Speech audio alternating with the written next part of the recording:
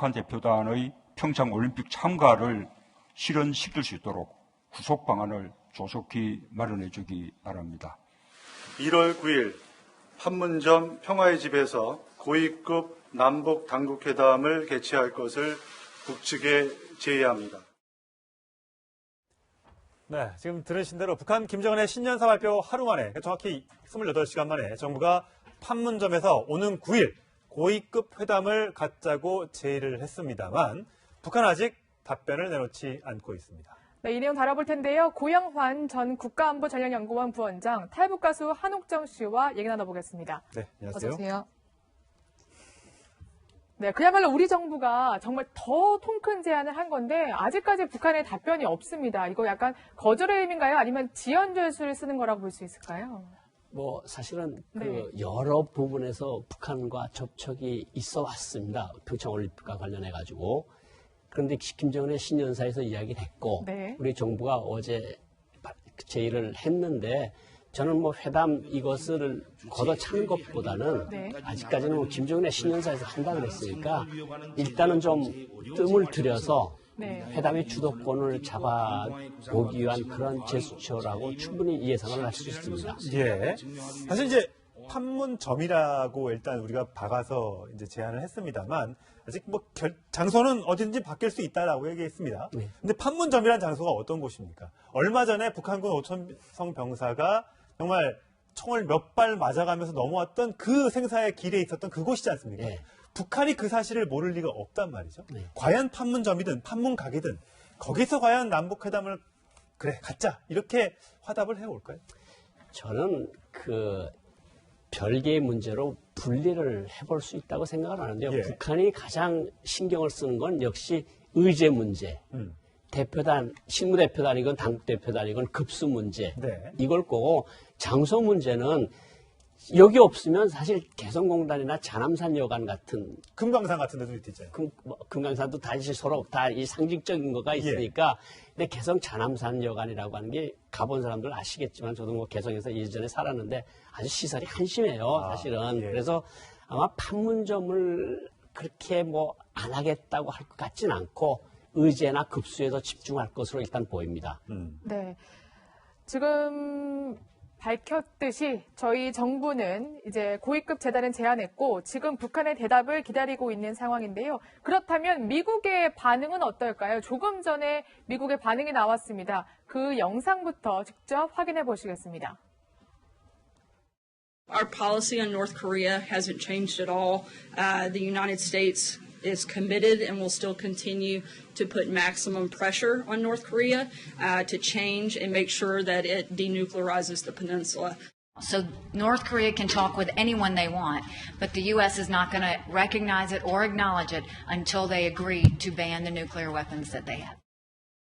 네, 뭐 대화 시도는 우리가 뭐 이해는 해도 강력한 대북 제재는 그대로 가져갈 것이다 이렇게 얘기를 했거든요. 예. 그리고 또 북한이 만약에 이렇게 평창 올림픽에 참석하면 미국은 참석을 안 할 수도 있다 이런 반응까지 나왔어요.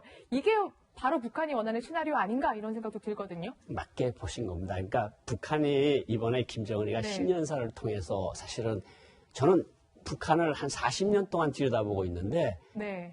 평창 올림픽이 성공적으로 개최되기를 희망한다고 하는 정도의 호의적인 발언은 제가 들어본 적이 없습니다. 지도자의 입에서. 예. 그러니까 이것은 틀림없이 계속 평창 올림픽이라는 것을 매개체로 해서 남북 관계 돌파구를 해서 한미 관계를 이간을 시키고 예. 뭐 한미 군사 훈련을 무기한 연장하고 이런 의도들이 쭉 깔려 있는 거거든요. 신년사에서도 그 말을 꼭 넣었고요. 그러니까 북한으로서는 이런 기회에 평창 올림픽에 참가 몇 선수 보내면서 한미 관계를 이간시키면 정말 자기네로서는 그보다 좋은 시나리오는 없겠죠. 예. 또 지금 보신 것처럼 미 린지 상원의원은 물론 대북 강경파이긴 합니다만 아니 북한이 오면 우리 미국이 안 갈 수도 있다 이렇게 이제 강경한 반응을 내놓고 있고요. 헤더 노어튼 미 국무부 대변인도요.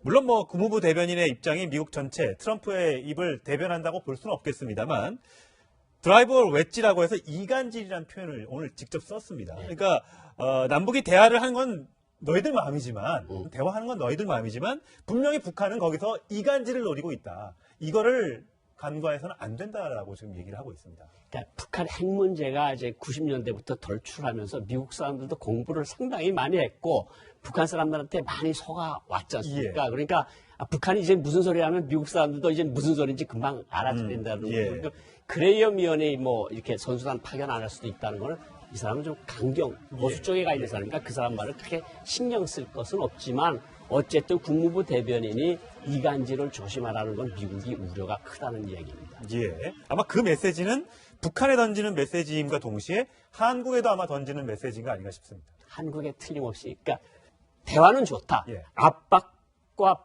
대화가 병행해야 되는 건데 예. 지금은 압박 쪽에 무게 중심이 가 있는 거거든요. 그러니까 예. 대화 쪽에 중심이 가서 압박이 느슨해지면 북한이 또 다른 짓을 벌일 수 있으니 그것을 주의하라는 일종의 경고가 아니냐 이런 생각이 듭니다. 예. 네.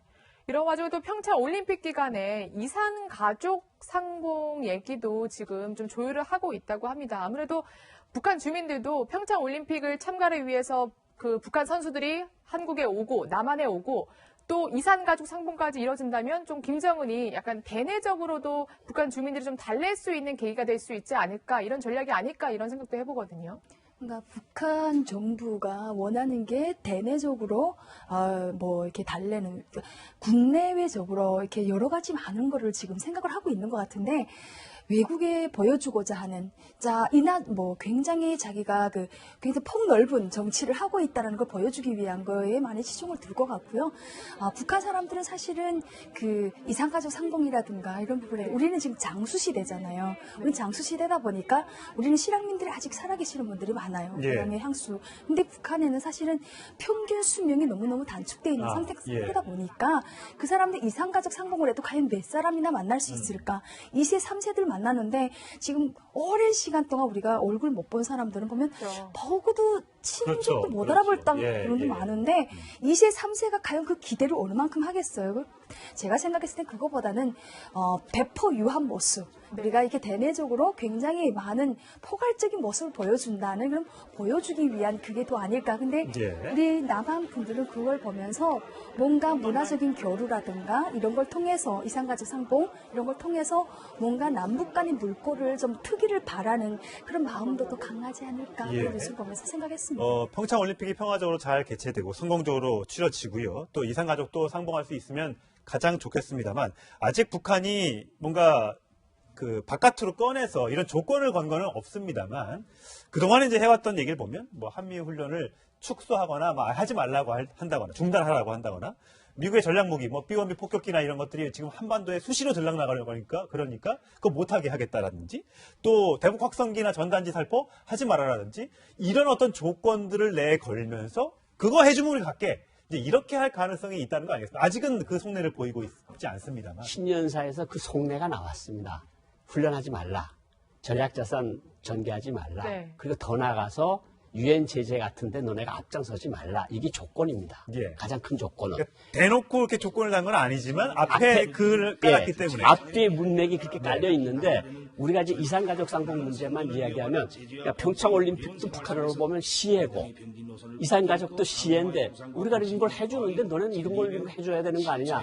그래서 아마 기싸움이 팽팽해질 거고, 우리 총리께서도 쉽지 않은 회담이 될 거라고 말씀을 하셨지 않습니까? 그러니까 이게 아마 충분히 팽팽한 기싸움이 이루어질 거고 아마 쉽지는 않을 겁니다. 예. 근데 하나 궁금한 게, 저렇게 이제 김정은이 연설하는 모습을 쫙 비춰줬잖아요. 근데 평창 올림픽 성공적인 개최를 기원한다, 이 부분에서만 김정은의 얼굴이 안 나오고 그 건물 모습만 이렇게 비추더라고요. 그래서 이게 김정은이 뭔가 자존심이 상한 건가? 아니면 이걸 어떻게 해석을 해야 되나요? 그러니까 네. 이제까지 제가 방금 전에 말씀드린 네. 것처럼 남조선에서 무슨 일이 잘 되기를 바란다고 북한 지도자가 말한 역사가 없습니다. 예. 이번에 진짜 처음으로 신년사에서도 그 이야기를 했는데 네. 아마 그런 문장이 약간 좀 껄끄러우니까 아마 선전선동부가 살짝 모습 빼고 당정안의 청사로 살짝 그림을 바꾼 거로 보이는 거예요. 그 얘기는 누가 넣었을까요? 저는 궁금한 게 정말 김정은의 30분 되는 분량의 신년사를 누가 막판에 수정했거나 작성했는지, 그게 김여정인 건지 아니면 통일 선전부든지 어딘가 분명히 어떤 사람이 복심이 넣었을 텐데 그게 참 궁금합니다. 그러니까 신년사는 매해 12월 달쯤 되면 각 분야의 그 엘리트들이 모여가지고 어디 가서 딱 문을 잠그고 신년사를 작성을 하는데 역시 취사 선택하는 건 김정은 마음이죠. 그렇겠죠. 그러니까 취사 선택은 김정은이가 했는데 이런 그림을 바꾸고 하는 거는 김여정이를 비롯한 선전선동부가 그런 것은 김여정이 입김이 들어간 것이 아니냐 저는 그런 생각이 듭니다. 그렇군요. 네, 알겠습니다. 이번에 만약에 남북 고위급 회담이 성사되고 또 평창 올림픽 북한이 참석하게 된다면 이제 궁금한 거는 그러면 북한이 우리와 어느 종목에서 좀 단일팀을 꾸릴까 이런 기대감 또 희망을 갖게 하는데요. 그동안의 북한의 입장은 어땠는지 직접 한번 확인해 보시겠습니다. 공동 주체라는 말은 쉬운데 그 안에 실무적인 문제가 간단치 않습니다. 아이스 하키 팀, 공동팀이 단일팀 하는 문제. 단일팀 하는데 22번 회담을 했다고 지바 때 이게 우리 현실입니다. 정치적 지반이 다져져야 됩니다. 스포츠 위에 정치가 있습니다. 네, 저 발언이 참 눈길이 갑니다. 스포츠 위에 정치가 있다. 아무리 선수단끼리 좋다고 해서 또 북한이 올림픽에 나갈 수 있는 능력이 된다고 해서 할 수 있는 게 아니라 위에서 누군가 결정해줘야지만 나가는 거잖아요. 그죠? 네, 북한의 모든 행사들은 다 그렇다고 생각을 하시면 될 것 같습니다. 이게 지금 평창 올림픽 단순 이 문제만 지금 거론을 하고 있지만은 모든 외국에 나가는 공연이라든가 이제 모란봉악단 공연을 내보낸다거나 저 지난번에 중국 베이징 갔을 때 문화예술 부분, 체육 부분 이런 거는 북한의 거의 선전선동 매체라고 얘기를 할 수가 있는 거잖아요. 그래서 이제 우리가 단일팀을 내보내고 이거에 또 우리가 초점을 맞추는 게 여기에 응원단이 들어가냐 안 들어가냐 여기에서 어떤 선전선동을 할 거냐 이것도 굉장히 많은 큰 비중을 차지하고 있는데 그래서 스포츠 위에 정치가 있다. 참 이런 말이 나오는 것 같아요. 그러니까 지금 화면에 나오고 있는 장면이 이제 2010년도인가요?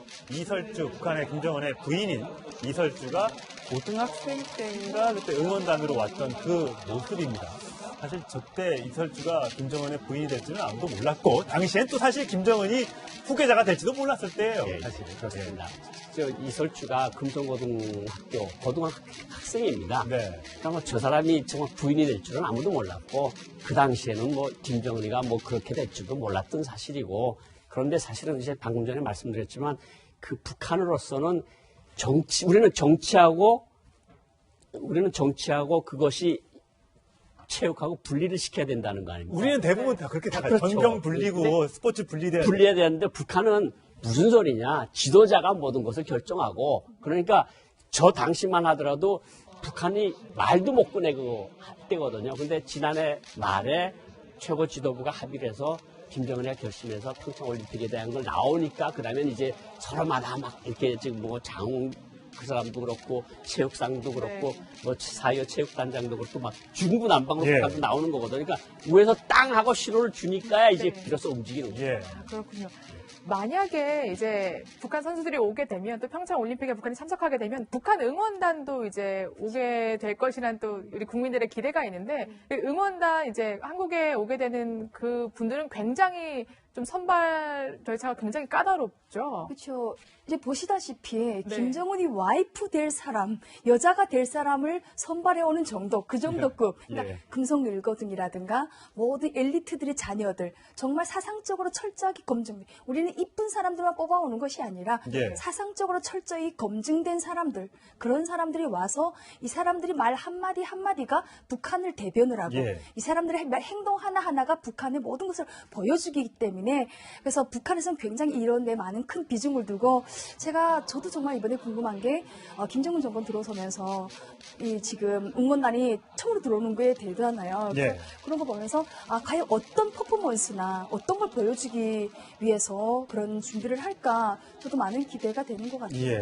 우리가 간혹 이제 미녀 응원단 이렇게 하는데 저희 대한민국 국민들 중에서는 무슨 미녀냐, 그건 개인적인 성향이다. 그래서 북한 응원단으로 꼭 좀 표기해달라는 분들이 계셔서 저희가 북한 응원단이라는 말씀을 좀 드리고요. 그동안 오게 되면 여러 차례 오랫동안의 합숙 훈련을 통해서 이제 북한의 어떤 철저한 사상 무장을 한 상태에서 내려오게 될 텐데 그래도 사실 김정은은 신년사에서 보면 이 한류 또 어떤 외국풍이 이 북한의 문화에 스며드는 것에 대한 굉장히 두려움을 나타낸 것 같습니다. 일단 제가 신년사를 준비했는데 그 목소리 들어보신 뒤에 얘기를 나누겠습니다. 우리 혁명은 유례없는 엄혹한 도전에 부닥치게 되었습니다. 조성된 정세와 전진 도상에 가로놓인 최악의 난관 속에서 혁명적인 사회주의 문학 예술이 힘으로 부르주아 반동 문화를 짓눌러 버려야 하겠습니다. 모든 당 조직들이 당의 사상과 어긋나는 온갖 잡사상과 이중규율을 절대로 허용하지 말고 당 중앙인을 중심으로 하는 여기 보면 저는 이제 단어 중에 부르주아 반동 문화, 그다음에 사회주의 문화 예술의 힘, 온갖 잡사상과 이중 규율 이런 단어들이 나오는데 이거는 이제 어떤 문화를 얘기하는 겁니까? 그러니까 지금 엄혹한 난관, 최악의 정세 이런 이야기를 하는데 이게 경제뿐만 아니라 이렇게 북중 국경을 통해서 또 휴전선을 통해서 들어가는 온갖 뭐 대북 확성기 방송이다 이런 것들이 북한 정권을 위협에 빠뜨릴 정도로 김정은이가 위기감을 느낄 정도로 심하게 퍼져 있다는 거죠. 결국은 북한이 변화는 주민들로부터 시작되는 거 아니겠습니까? 주민들이 외부 문화, 특히 한류 드라마나 한국 음식이나 심지어 커피 믹스까지도 지금 한국 거를 그렇게 아주 간부들이 먹는다고 할 정도로 사람들이 사상이 변하고 있으니까 김정은이가 위기감을 느끼니까 최고의 신년사에서 저렇게 위기감을 표시하는 거다. 네. 실제로 그렇게 위기감을 표시할 만큼 한류가 정말 북한 사회에 많은 것 같습니다. 특히 그 화장품과 관련해서도 지금 한국 제품에 대한 인기가 좋다는데 오죽했으면 북한이 이런 방송도 내보냈습니다. 직접 확인해 보시죠. 팔선요 이거 살결물하고 크림을 썼단 말입니다. 근데 바르니까 이거 뭐가 피부가 부드러워지고 그다음에 이렇게 저는 건성돼서 피부가 마르됐단 말입니다. 근데 그런 게 하나도 없어요. 어쨌든 화장도 잘 먹고 좋더란 말입니다. 그래서 그거를 한 5통에다 내가 지금 현재 써왔단 말입니다. 아주 좋습니다. 저는 저 인터뷰하시는 분도 사실 굉장히 아름다워서 깜짝 놀랐는데 북한 화장품에 대한 정말 그 홍보, 그러니까 한국 제품은 조금 별로다 이런 걸 약간 강조하려는 듯하기도 하고 어떻습니까? 이름은 홍삼 화장품이더라고요. 네. 그러니까 저 통이랑 보니까 이 케이스랑 보면 다 한국 것 같아요. 저는 보면서 그냥 안에 내용은 어떤지 모르겠지만 굉장히 좀 한국 걸 많이 모방을 한 것 같고 이렇게 한데 이제 뭐 사실 옛날에 김정은이가 포고문에조차도 그 이런 남한의 이런 남조선의 이런 거 맹하 시기에 진문계 버려야 되겠다 뭐 이런 포고문까지 있었어요. 그러니까 맹하 시기에 애들이 눈에 안 보이는 그 시기에 초부터 그냥 진문계 버려 이런 포고문까지 나왔던 정도에 보면 이번 신년사에서 저렇게 나온 건 정말로 북한이 그만큼 한류에 대한 사실은 월화 드라마가 수요일 목요일에는 북한이 들어갑니다. 우리나라의 월화 드라마가 수요일 목요일은 들어가요? 네, 그런 정도니까 이게 예전 대학생들도 대학교 캠프에서 이제 우리가 MT/OT 할 때 나만의 버라이어티를 따라서 하는 그런 정도까지 들어가는 거니까 이게 한류 문화라는 거는 정말 너무너무 북한으로서는 위협적인 거다라고 얘기를 할 수가 있는 거죠. 오죽하면 날씨 일기예보에 북한에서 폭탄주 마시지 말라는 얘기까지 하는데 그 폭탄주가 우리나라 문화인지는 모르겠습니다만 그것도 걱정하더라고요. 그러니까 우리가 이제 그 이야기를 했고 중국을 통해서 들어갔고 김정일 자체도 폭탄주 다음번에 마시자 이런 말이 나올 정도로 김정일이가 직접 한 말이거든요. 그러니까 폭탄주까지 한류로 해서 북한에 들어가니 이게 정말 폭탄이 들어가는 거죠. 폭탄이. 우리가 말하는 폭탄은 그 폭탄은 아닙니다만 어쨌든 여러 가지 우리의 이 생각과 사상과 또 이런 한류 문화들이 들어감으로써 북한의 체제를 붕괴시키는데 아마 큰 일조를 하고 있고 그래서 그게 김정은 입장에서 굉장히 두렵고 그래서 신년사로 녹아난 것이 아닌가 싶습니다. 자, 오늘 두 분 말씀 여기까지 듣겠습니다. 고맙습니다. 감사합니다.